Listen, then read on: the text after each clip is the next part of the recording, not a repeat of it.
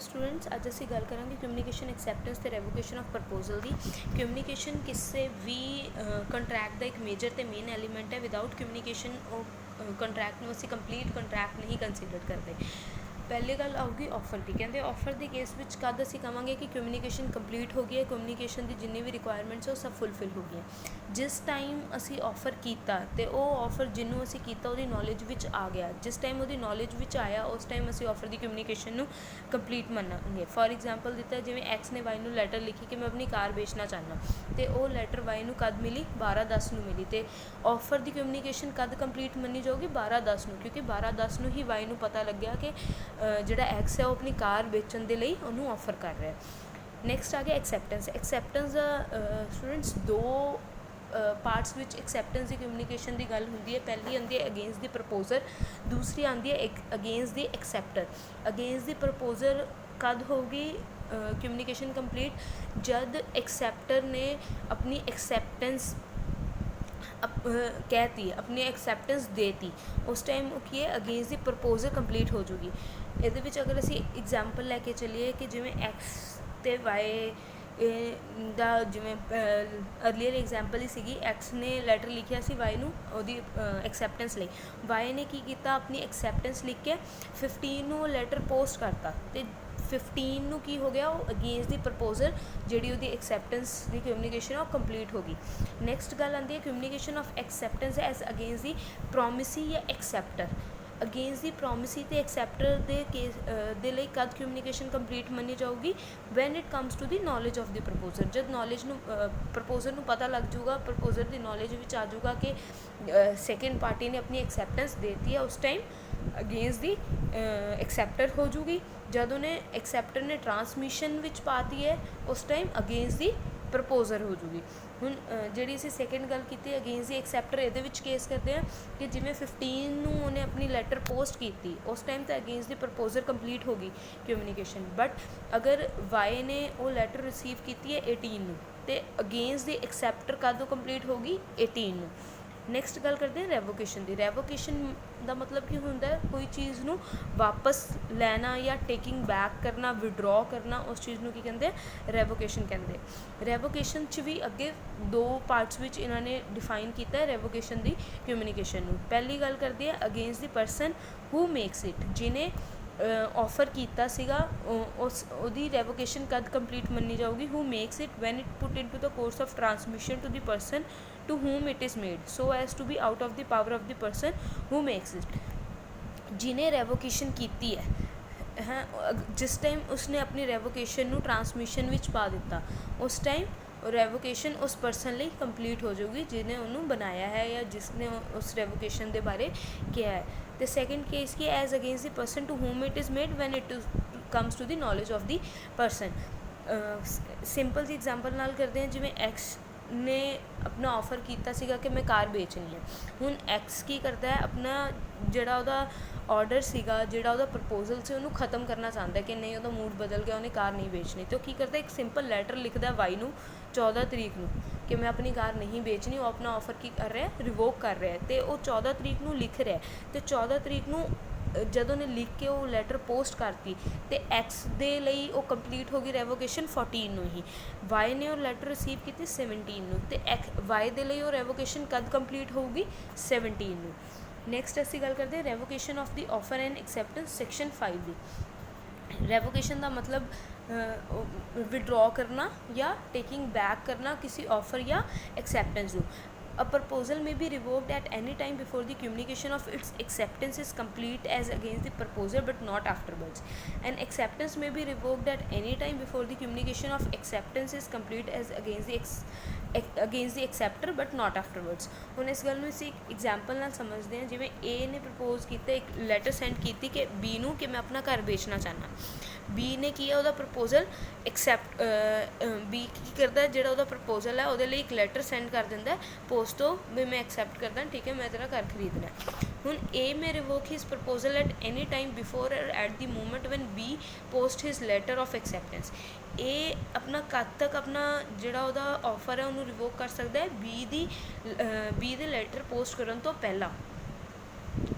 but B may revoke his acceptance at any time before or at the moment when the letter communicating it reaches the A but not afterwards। ਤੇ B ਆਪਣਾ acceptance ਨੂੰ ਕਦ ਤੱਕ revoke ਕਰ ਸਕਦਾ ਹੈ, ਜਦ ਤੱਕ ਉਹ ਲੈਟਰ A ਕੋਲ ਨਹੀਂ ਪਹੁੰਚਦੀ ਉਸ ਤੋਂ ਪਹਿਲਾਂ ਅਗਰ B A ਨੂੰ ਉਹ ਲੈਟਰ ਮਿਲ ਗਈ ਐਕਸੈਪਟੈਂਸ ਦੀ ਤੇ ਫਿਰ B ਬਾਅਦ ਵਿੱਚੋਂ ਆਪਣੀ ਜਿਹੜੀ ਐਕਸੈਪਟੈਂਸ ਹੈ ਉਹਨੂੰ ਰਿਵੋਕ ਨਹੀਂ ਕਰਾ ਸਕਦਾ। ਮਤਲਬ ਅਗਰ ਸਿੰਪਲ ਲੈਂਗੁਏਜ ਵਿੱਚ ਕਹੀਏ ਕਿ A ਦੀ ਨੌਲੇਜ ਤੋਂ ਪਹਿਲਾਂ B ਆਪਣੀ ਜਿਹੜਾ ਉਹਦੀ ਐਕਸੈਪਟੈਂਸ ਹੈ ਉਹਨੂੰ ਰਿਵੋਕ ਕਰ ਸਕਦਾ ਹੈ ਤੇ A ਜਿਹੜਾ ਆਪਣਾ ਪ੍ਰਪੋਜ਼ਲ ਕਦ ਰਿਵੋਕ ਕਰ ਸਕਦਾ ਹੈ, ਉਹਦੇ B ਦੇ ਲੈਟਰ ਪੋਸਟ ਕਰਨ ਤੋਂ ਪਹਿਲਾਂ। ਨੈਕਸਟ ਆ ਗਿਆ ਹਾਊ ਰੈਵੋਕੇਸ਼ਨ ਇਜ਼ ਮੇਡ। ਸੈਕਸ਼ਨ 6 ਦੱਸਦਾ ਕਿ ਰੈਵੋਕੇਸ਼ਨ ਕਿਵੇਂ ਕੀਤੀ ਜਾਂਦੀ ਹੈ। ਇਹਨਾਂ ਨੇ ਕੁਝ ਪੁਆਇੰਟਸ ਮੈਂਸ਼ਨ ਕੀਤੇ ਹੈ, ਅਗਰ ਉਹ ਪੁਆਇੰਟਸ ਹੋਣ ਤਾਂ ਅਸੀਂ ਕੀ ਮੰਨਦੇ ਕਿ ਜਿਹੜਾ ਆਫਰ ਹੈ ਜਾਂ ਜਿਹੜੀ ਐਕਸੈਪਟੈਂਸ ਉਹ ਖਤਮ ਹੋ ਚੁੱਕੀ ਹੈ, ਉਹ ਰਿਵੋਕ ਹੋ ਚੁੱਕੀ ਹੈ। ਬਾਈ ਦੀ ਕਮਿਊਨੀਕੇਸ਼ਨ ਆਫ ਨੋਟਿਸ ਆਫ ਰੈਵੋਕੇਸ਼ਨ, ਜਿਹੜੀ ਅਸੀਂ ਉੱਪਰ ਗੱਲ ਕੀਤੀ ਕਿ ਅਗਰ ਉਹ ਖੁਦ ਕਮਿਊਨੀਕੇਟ ਕਰ ਰਹੇ ਜੀ ਮੈਂ ਆਪਣਾ ਆਫਰ ਵਾਪਸ ਲੈ ਰਿਹਾ ਕਿ ਮੈਂ ਆਪਣਾ ਐਕਸੈਪਟੈਂਸ ਵਾਪਸ ਲੈ ਰਿਹਾ, ਉਸ ਕੇਸ ਵਿੱਚ ਕੀ ਹੈ ਉਹ ਪ੍ਰਪੋਜ਼ਲ ਜਾਂ ਜਿਹੜੀ ਐਕਸੈਪਟੈਂਸ ਹੈ ਉਹ ਰਿਵੋਕ ਹੋ ਜੂਗੀ, ਉਹ ਖਤਮ ਹੋ ਜੂਗੀ। ਨੈਕਸਟ ਆ ਗਿਆ ਇੱਕ ਅਗਰ ਉਹਨਾਂ ਨੇ ਕੋਈ ਟਾਈਮ ਫਿਕਸ ਕੀਤਾ ਹੈ ਕਿ ਅਗਰ ਉਹਨੇ ਪ੍ਰਪੋਜ਼ਲ ਜਿਹੜਾ ਹੈਗਾ ਉਹਨੇ ਕਿਹਾ ਕਿ ਮੈਨੂੰ 2 ਦਿਨ ਵਿੱਚ ਐਕਸੈਪਟੈਂਸ ਦੇ ਕਿ ਤੂੰ ਮੇਰਾ ਘਰ ਖਰੀਦਣਾ ਨਹੀਂ ਖਰੀਦਣਾ, ਅਗਰ ਉਹ 2 ਦਿਨ ਵਿੱਚ ਨਹੀਂ ਐਕਸੈਪਟੈਂਸ ਦਿੰਦਾ ਤਾਂ ਵੀ ਪ੍ਰਪੋਜ਼ਲ ਰਿਵੋਕ ਮੰਨਿਆ ਜਾਊਗਾ 2 ਦਿਨ ਤੋਂ ਬਾਅਦ। ਅਗਰ ਕੋਈ ਟਾਈਮ ਮੈਂਸ਼ਨ ਨਹੀਂ ਹੈ ਕੰਟਰੈਕਟ ਵਿੱਚ ਬਟ ਇੱਕ ਰੀਜ਼ਨੇਬਲ ਟਾਈਮ ਹੁੰਦਾ, ਅਗਰ ਉਹਨੇ ਅੱਜ ਮੈਨੂੰ ਕਿਹਾ ਹੈ ਕਿ ਮੈਂ ਆਪਣਾ ਘਰ ਵੇਚਣਾ ਚਾਹੁੰਦਾ ਅਤੇ ਮੈਂ ਆਉਣ ਵਾਲੇ 2 ਸਾਲ ਬਾਅਦ ਉਹਨੂੰ ਰਿਪਲਾਈ ਕਰਦੀ ਹਾਂ ਕਿ ਠੀਕ ਹੈ ਮੈਂ ਤੇਰਾ ਘਰ ਖਰੀਦਣਾ ਚਾਹੁੰਦੀ ਹਾਂ, ਇਹ ਕੋਈ ਰੀਜ਼ਨੇਬਲ ਟਾਈਮ ਨਹੀਂ ਹੈ। ਅਗਰ ਮੈਂ ਰੀਜ਼ਨੇਬਲ ਟਾਈਮ ਤੋਂ ਬਾਅਦ ਵੀ ਅਗਰ ਆਪਣਾ ਐਕਸੈਪਟੈਂਸ ਦੇਣੀ ਹੈ ਤਾਂ ਉਹ ਜਿਹੜਾ ਆਫਰ ਹੈ ਆਲਰੇਡੀ ਰਿਵੋਕ ਹੋ ਚੁੱਕਿਆ ਹੋਊਗਾ। ਥਰਡ ਆ ਗਿਆ ਕਿ ਅਗਰ ਉਹ ਕੋਈ ਕੰਡੀਸ਼ਨ ਪ੍ਰੈਸੀਡੈਂਟ ਰੱਖੀ ਹੈ ਉਹਨੇ ਐਕਸੈਪਟੈਂਸ ਦੀ, ਅਗਰ ਪ੍ਰਪੋਜ਼ਰ ਨੇ ਰੱਖਿਆ ਕਿ ਕੋਈ ਵੀ ਕੰਡੀਸ਼ਨ ਉਹਨੇ ਪਹਿਲੇ ਰੱਖੀ ਹੈ ਕਿ ਅਗਰ ਤੂੰ ਐਕਸੈਪਟ ਕਰਨੀ ਹੈ ਤਾਂ ਉਹਦੇ ਲਈ ਤੈਨੂੰ ਇੱਥੇ ਆ ਕੇ ਐਕਸੈਪਟੈਂਸ ਦੇਣੀ ਪਊਗੀ ਜਾਂ ਤੈਨੂੰ ਕੁਝ ਕੰਮ ਕਰਨਾ ਪਊਗਾ ਉਹਦੇ ਤੋਂ ਰਿਲੇਟਿਡ, ਅਗਰ ਉਹ ਵੀ ਕੰਡੀਸ਼ਨ ਪ੍ਰੈਸੀਡੈਂਟ ਕੀ ਹੈ ਕਿ ਕੁਝ ਪਹਿਲੇ ਕਰਨ ਲਈ ਕੰਡੀਸ਼ਨ ਉਹਨੇ ਰੱਖੀ ਹੈ ਕਿ ਐਕਸੈਪਟ ਕਰਨ ਤੋਂ ਪਹਿਲੇ ਕੋਈ ਕੰਡੀਸ਼ਨ ਉਹਨੇ ਫੋਲੋ ਕਰਨੀ ਹੈ, ਫੁਲਫਿਲ ਕਰਨੀ ਹੈ, ਅਗਰ ਉਹ ਨਹੀਂ ਫੁਲਫਿਲ ਕਰਦਾ ਤਾਂ ਵੀ ਜਿਹੜਾ ਆਫਰ ਹੈ ਉਹ ਰਿਵੋਕ ਮੰਨਿਆ ਜਾਊਗਾ। ਨੈਕਸਟ ਆ ਗਈ ਅਗਰ ਡੈਥ ਹੋ ਜਾਂਦੀ ਹੈ ਪ੍ਰਪੋਜ਼ਰ ਦੀ ਜਾਂ ਫਿਰ ਐਕਸੈਪਟਰ ਦੀ, ਅਗਰ ਡੈਥ ਹੋ ਗਈ ਜਾਂ ਇਨਸੈਨਿਟੀ ਹੋ ਗਈ, ਦੋਨੋਂ ਹੀ ਕੇਸਿਸ ਵਿੱਚ ਐਕਸੈਪਟੈਂਸ ਅਤੇ ਪ੍ਰਪੋਜ਼ਲ ਦੋਨੋਂ ਕੀ ਮੰਨੇ ਜਾਂਦੇ ਆ, ਰਿਵੋਕ ਮੰਨੇ ਜਾਂਦੇ ਆ। ਹੁਣ ਇਹਦੇ ਵਿੱਚ ਕੀ ਹੈ ਕਿ ਅਗਰ ਐਕਸੈਪਟਰ ਨੇ ਲੈਟਰ ਲਿਖੀ ਬਟ ਉਹ ਪੋਸਟ ਕਰਨ ਤੋਂ ਪਹਿਲੇ ਮਰ ਗਿਆ ਤਾਂ ਵੀ ਉਹ ਕੀ ਹੈ ਉਹਦੀ ਐਕਸੈਪਟੈਂਸ ਰਿਵੋਕ ਹੋ ਜਾਊਗੀ, ਪ੍ਰਪੋਜ਼ਲ ਵੀ ਰਿਵੋਕ ਹੋ ਜਾਏਗਾ। If the counter offer is made, ਅਗਰ ਕੋਈ ਕਾਊਂਟਰ ਆਫਰ ਬਣਾ ਦਿੱਤਾ ਗਿਆ ਹੈ, ਮਤਲਬ ਇੱਕ ਪਰਸਨ ਨੇ ਕਿਹਾ ਕਿ ਮੈਂ ਤੇਰਾ ਘਰ 50 ਲੱਖ ਵਿੱਚ ਖਰੀਦੂੰਗਾ, 50 ਲੱਖ ਵਿੱਚ ਵੇਚੂੰਗਾ, ਇੱਕ ਪਰਸਨ ਨੇ ਕਿਹਾ ਕਿ ਮੈਂ ਆਪਣਾ ਘਰ 50 ਲੱਖ ਵਿੱਚ ਵੇਚੂੰਗਾ, ਦੂਸਰਾ ਪਰਸਨ ਕਹਿੰਦਾ ਕਿ ਨਹੀਂ ਮੈਂ ਤੇਰਾ ਘਰ 40 ਲੱਖ ਵਿੱਚ ਖਰੀਦੂੰਗਾ। ਇਹਦੇ ਵਿੱਚ ਕੀ ਉਹਨੇ ਐਕਸੈਪਟੈਂਸ ਦਿੱਤੀ ਬਟ ਕੰਡੀਸ਼ਨ ਨਾਲ, ਅਤੇ ਉਹ ਕੀ ਹੈ ਉਹ ਐਕਸੈਪਟੈਂਸ ਨਹੀਂ ਮੰਨੀ ਜਾਊਗੀ, ਉਹਨੂੰ ਕਾਊਂਟਰ ਆਫਰ ਮੰਨਿਆ ਜਾਊਗਾ। ਅਤੇ ਕਾਊਂਟਰ ਆਫਰ ਵਾਲੀ ਕੰਡੀਸ਼ਨ 'ਚ ਵੀ ਜਿਹੜਾ ਆਫਰ ਦੀ ਐਕਸੈਪਟੈਂਸ ਉਹ ਕੀ ਹੋ ਜਾਂਦੀ ਹੈ, ਰਿਵੋਕ ਹੋ ਜਾਂਦੀ ਹੈ। ਨੈਕਸਟ ਆ ਜਾਂਦਾ ਐਨ ਆਫਰ ਅਗਰ ਉਹਨਾਂ ਨੇ ਕੋਈ ਪ੍ਰਿਸਕ੍ਰਾਈਬਡ ਜਾਂ ਯੂਜੂਅਲ ਮੈਨਰ ਕਿਹਾ, ਅਗਰ ਪ੍ਰਪੋਜ਼ਰ ਨੇ ਕਿਹਾ ਹੈ ਕਿ ਅਗਰ ਮੈਂ ਤੈਨੂੰ ਆਫਰ ਕਰ ਰਿਹਾ ਅਤੇ ਤੂੰ ਐਕਸੈਪਟੈਂਸ ਮੈਨੂੰ ਈਮੇਲ 'ਤੇ ਦੇਣੀ ਹੈ, ਬਟ ਪਰਸਨ ਕੀ ਕਰਦਾ ਈਮੇਲ ਨਹੀਂ ਕਰਦਾ, ਉਹਨੂੰ ਲੈਟਰ ਲਿਖ ਦਿੰਦਾ ਕਿ ਠੀਕ ਹੈ ਮੈਂ ਤੇਰਾ ਜਿਹੜਾ ਪ੍ਰਪੋਜ਼ਲ ਹੈ ਉਹਨੂੰ ਐਕਸੈਪਟ ਕਰਦਾ। ਇਸ ਕੇਸ ਵਿੱਚ ਵੀ ਕੀ ਹੈ ਕਿ ਉਹਨੇ ਇੱਕ ਯੂਜੂਅਲ ਮੋਡ ਜਾਂ ਜਿਹੜਾ ਪ੍ਰਿਸਕ੍ਰਾਈਬਡ ਮੋਡ ਉਹਨਾਂ ਨੇ ਕਿਹਾ ਸੀ ਉਹਦੇ ਵਿੱਚ ਨਹੀਂ ਉਹਨੇ ਐਕਸੈਪਟ ਕੀਤਾ ਤਾਂ ਵੀ ਰੈਵੋਕੇਸ਼ਨ ਹੋ ਜੂਗੀ ਆਫਰ ਦੀ।